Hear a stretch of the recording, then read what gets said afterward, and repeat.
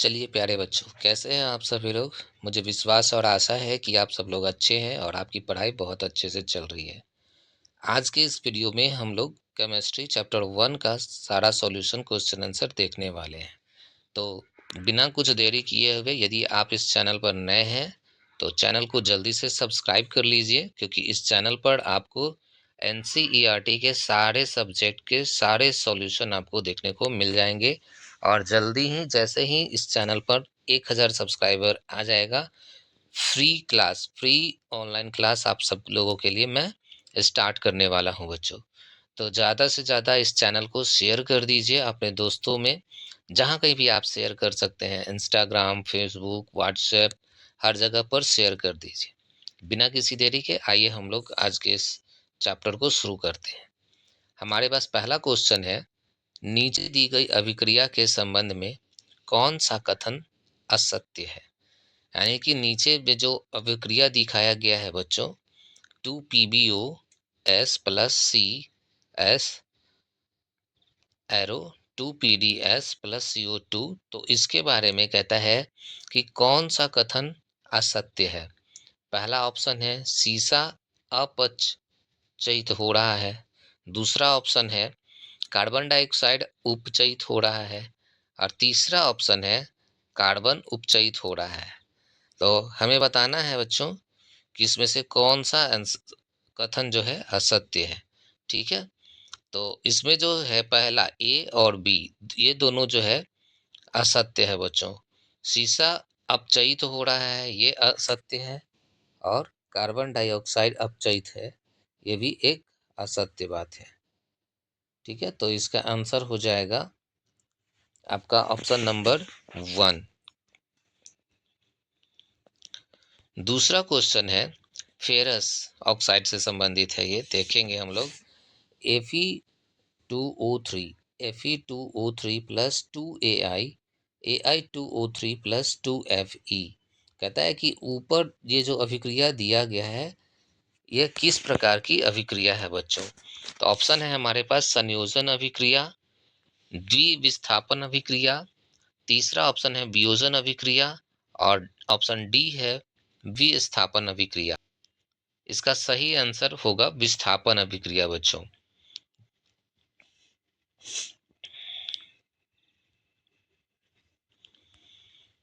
Third question है हमारे पास, लौह चूर्ण पर तनु हाइड्रोक्लोरिक अम्ल डालने से क्या होता है? सही उत्तर पर निशान लगाइए। ऑप्शन नंबर ए है हाइड्रोक्लोरिक गैस एवं आयरन क्लोराइड बनता है। दूसरा ऑप्शन है क्लोरीन गैस एवं आयरन ऑक्साइड बनता है। तीसरा ऑप्शन है कोई अभिक्रिया नहीं होती। और चौथा ऑप्शन है बच्चों आयरन लवण एवं जल बनता है। तो आप सब लोग देख रहे हैं, इसका आंसर होगा फर्स्ट, हाइड्रोजन गैस एवं आयरन क्लोराइड। लौह चूर्ण पर तनु हाइड्रोक्लोरिक अम्ल डालने से आपका हाइड्रोजन गैस एवं आयरन क्लोराइड बनता है। ठीक है, नेक्स्ट क्वेश्चन में आगे बढ़ते हैं हम लोग। हमारा चौथा क्वेश्चन है, संतुलित रासायनिक समीकरण क्या है? रासायनिक समीकरण को संतुलित करना क्यों आवश्यक है? तो ये सब्जेक्टिव टाइप का क्वेश्चन है और इसको अच्छे से आप लोग लिखेंगे। जब किसी रासायनिक समीकरण में विभिन्न तत्वों के परमाणुओं की संख्या बाईं ओर तथा दाईं ओर में बराबर होती है तो उसे संतुलित रासायनिक अभिक्रिया कहते हैं, है ना।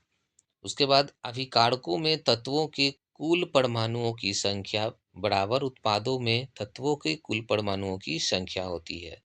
रासायनिक समीकरण को संतुलित करना इसलिए आवश्यक होता है क्योंकि किसी भी रासायनिक अभिक्रिया में द्रव्यमान का न तो निर्माण होता है न ही विनाश, अर्थात उत्पाद तत्वों का कुल द्रव्यमान बराबर अभिकारक तत्वों का कुल द्रव्यमान होता है।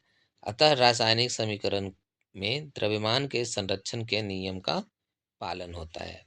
ये आपका आंसर है बच्चों। मैं आप सबसे कहना चाहूँगा कि आप इस वीडियो का स्क्रीनशॉट लेकर के भी रख सकते हैं, ताकि आप अपने नोटबुक में तैयारी करें, या फिर डायरेक्ट अभी आप कॉपी और पेंसिल लेकर इसका नोट्स बना सकते हैं।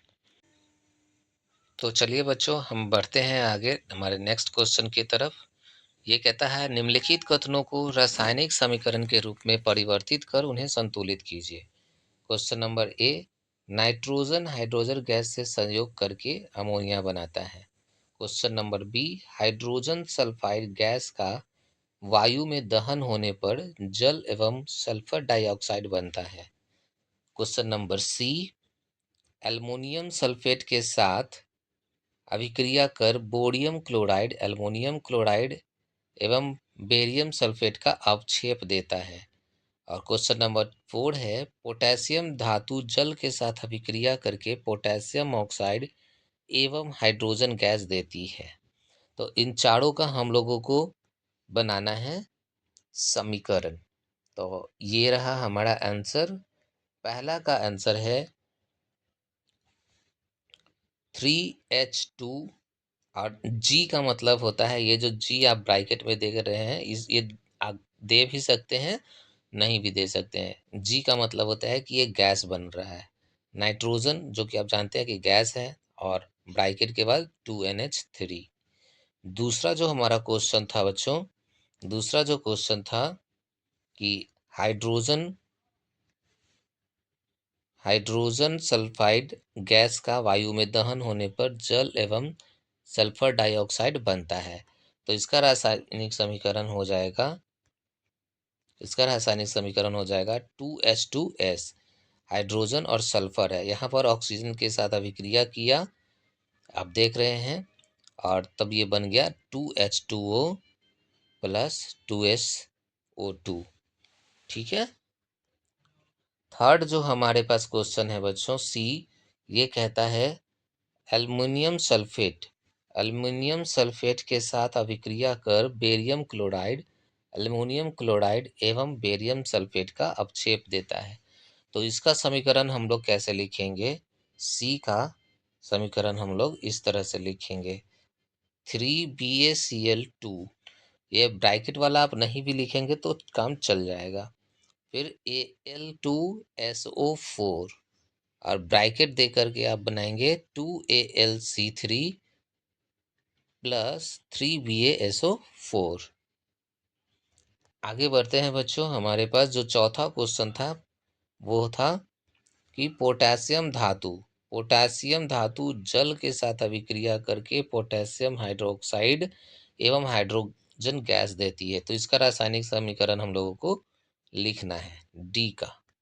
इसका रासायनिक समीकरण हो जाएगा 2K, यानी कि पोटेशियम प्लस H2O। तो आगे में 2 लगा देंगे, फिर उसके बाद ये एरो एरो दे करके 2KOH प्लस H2। ये हो गया उसका रासायनिक समीकरण। हमारे पास छठा क्वेश्चन भी है बच्चों, कहता है निम्नलिखित रासायनिक समीकरणों को संतुलित कीजिए। देखिए, मैं आपको बताता हूँ कि ये जो चैप्टर हम लोग पढ़ रहे हैं, रासायनिक समीकरण और रासायनिक अभिक्रियाएं, ये थोड़ा सा कठिन दिखता है। कई बच्चे ऐसे हैं जिनको रासायनिक समीकरण समझ में नहीं आता, तो आपको इसके लिए बहुत ज़्यादा परेशान और दुखी होने का ज़रूरत नहीं है, क्योंकि ये जो चैप्टर है ये इम्पॉर्टेंट चैप्टर तो है, लेकिन रासायनिक समीकरण के कारण अगर आप केवल पूरा चैप्टर को बर्बाद कर देंगे तो वो अच्छा नहीं है। तो आपको क्या कर लेना है, इन चीज़ों को याद कर लेना है। इसीलिए मैंने आपसे कहा कि आप नोट्स जरूर बनाएंगे बच्चों, ठीक है। चलिए, ये जो हमारे पास नेक्स्ट क्वेश्चन है, कहता है निम्नलिखित रासायनिक समीकरण को संतुलित करना है। तो HNO3 plus CaOH2 CaNO3 bracket 2 और H2O, इसको हम लोगों को समीकरण को सॉल्व करना है, इसको संतुलित करना है। तो आप देख सकते हैं हमारे पास यहाँ पे इसका समीकरण का संतुलन है 2HNO3 plus CaOH2 arrow CaNO3 plus 2H2O। ये उसका रासायनिक समीकरण है। दूसरा जो हमारे पास क्वेश्चन है वो है बच्चों NaOH plus H2SO4 arrow Na2SO4 plus H2O। इसका हम लोगों को क्या करना है, रासायनिक समीकरण को संतुलित करना है। तो इसके लिए हम लोग आ जाते हैं, हमारा ये रहा इसका आंसर बी का 2NaOH plus H2SO4 arrow Na2SO4 plus H2O। H2O को पहले आप 2 लगा देंगे तो ये हो जाएगा 2H2O। आगे बढ़ते हैं क्वेश्चन नंबर सी की तरफ। ये क्वेश्चन कहता है NaCl3 plus AgNO3 plus AgCl plus NaNO3, इसका रासायनिक समीकरण का हम लोगों को संतुलित करना है। इसको भी हम लोग उसी तरीके से कर देंगे। NaCl plus AgNO3 arrow AgCl plus NaNO3, ये हो गया आपका समीकरण संतुलित। 4 नंबर क्वेश्चन है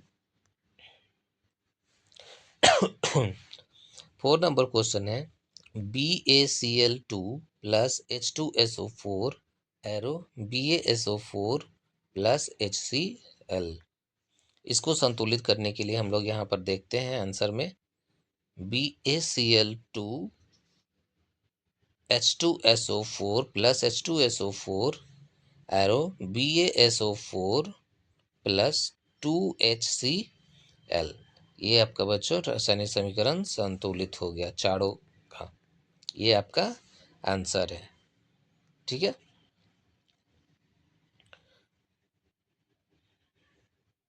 आगे बढ़ते हैं 7वां क्वेश्चन की तरफ। ये है निम्नलिखित अभिक्रियाओं के लिए संतुलित रासायनिक समीकरण लिखिए। यहाँ पर आपके पास रासायनिक अभिक्रिया दिया हुआ है और इसका संतुलित रासायनिक समीकरण कहता है कि आपको लिखना है। तो पहला जो क्वेश्चन है वो है calcium hydroxide plus carbon dioxide arrow दे करके है कैल्शियम कार्बोनेट प्लस जल। तो यहाँ पर देख सकते हैं आप कैल्शियम हाइड्रोक्साइड का जो सूत्र होता है वो होता है CaOH। फिर आपका है कार्बन डाइऑक्साइड, तो कार्बन डाइऑक्साइड को प्लस CO2 कर देंगे, एरो देंगे। कैल्शियम कार्बोनेट बन रहा है तो CaCO3 और और जल बन रहा है तो H2O। ये आपका हो गया ए का आंसर। क्वेश्चन नंबर बी है, क्वेश्चन नंबर बी हमारे पास है zinc sulphate plus silver nitrate, जब ये दोनों अभिक्रिया कर रहा है तो बना जिंक नाइट्रेट और सिल्वर। तो आइए हम लोग यहाँ पर इसका आंसर देखते हैं। जिंक का है तो Zn लिख दिए, सिल्वर नाइट्रेट है तो सिल्वर नाइट्रेट का सूत्र हो गया AgNO3, आगे में 2 लगा देंगे ताकि रासायनिक समीकरण जो है संतुलित हो जाए। जिंक नाइट्रेट तो यहाँ पर एरो देकर जिंक नाइट्रेट का फॉर्मूला लिख दिए Zn होल NO3 2। फिर उसके बाद सिल्वर बन रहा है तो 2Ag, ये आपका सिल्वर हो गया, ये आपका बी का आंसर हो गया। आगे बढ़ते हैं बच्चों क्वेश्चन नंबर सी की तरफ। ये कहता है aluminium plus copper chloride arrow aluminium chloride plus copper. देखिए रासायनिक समीकरण को सॉल्व करना बहुत आसान है, बस आपको केवल सूत्र याद रखना है। तो देखिए एल्युमिनियम का सूत्र क्या होता है Al से एल्युमिनियम होता है, Al लिख दिए। 2 आगे क्यों लिखा गया है, ताकि रासायनिक समीकरण को संतुलित किया जा सके। उसके बाद आप देखिए कॉपर क्लोराइड है, यहाँ पर आप देखिए कॉपर क्लोराइड है, कॉपर क्लोराइड तो प्लस CuCl2 कर दिए। समीकरण को संतुलित करने के लिए यहाँ पर आगे में 3 लगाया गया है। उसके बाद ये एरो दिया है तो आप भी आंसर में एरो दे देंगे। फिर है एल्युमिनियम क्लोराइड, तो एल्युमिनियम क्लोराइड Al एल्युमिनियम का और क्लोराइड का Cl3, तो AlCl3 हो गया और बच गया का कॉपर तो प्लस आपका Cu, और समीकरण को संतुलित करने के लिए आगे हम लोग 3 लगा दिए।